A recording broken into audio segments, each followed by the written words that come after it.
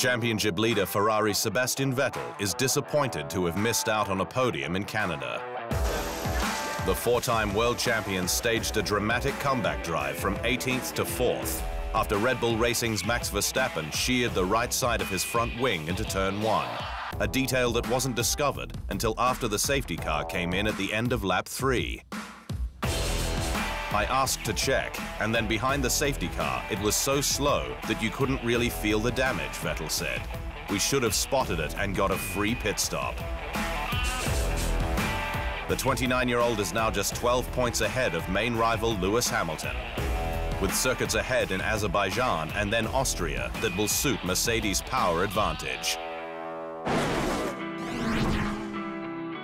Toro Rosso driver Daniil Kvyat is remaining calm about his season so far. Despite just 4 points on the board from 9th place finishes in Australia and Spain, compared to his teammate Carlos Sainz's haul of 25. The Russian is back at the Faenza-based squad for his first full season after being unceremoniously dumped by Red Bull Racing post-Russia last year, but doesn't feel under extra pressure to perform.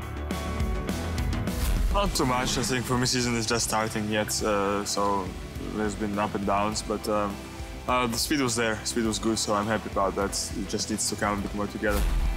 The Russian had a tough time at the last race in Montreal, with the 23-year-old labeling the sport a stupid circus after he was penalized twice for retaking his grid position following a late getaway on the formation lap that saw him passed by the entire field.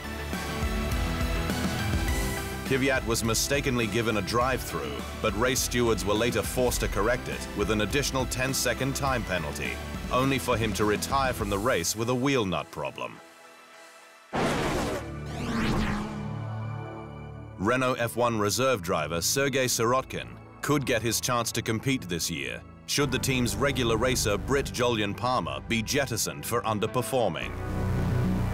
The 21-year-old Russian finished 3rd in GP2, the forerunner to Formula 2, in the last 2 years, but is now concentrating on F1, with 2017 his second year with Renault, following a one-year test driver role with Sauber in 2014.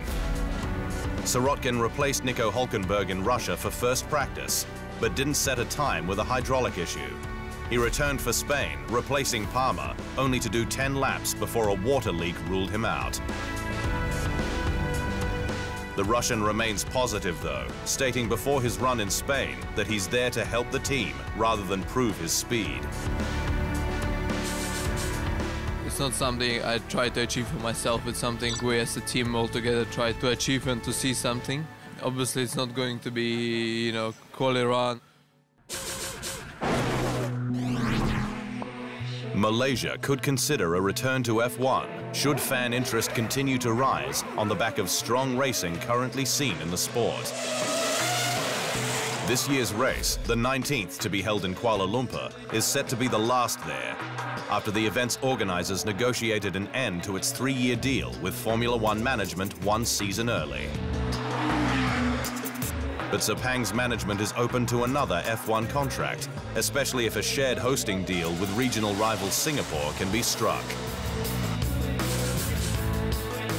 If it ticks all the boxes, we will take it back.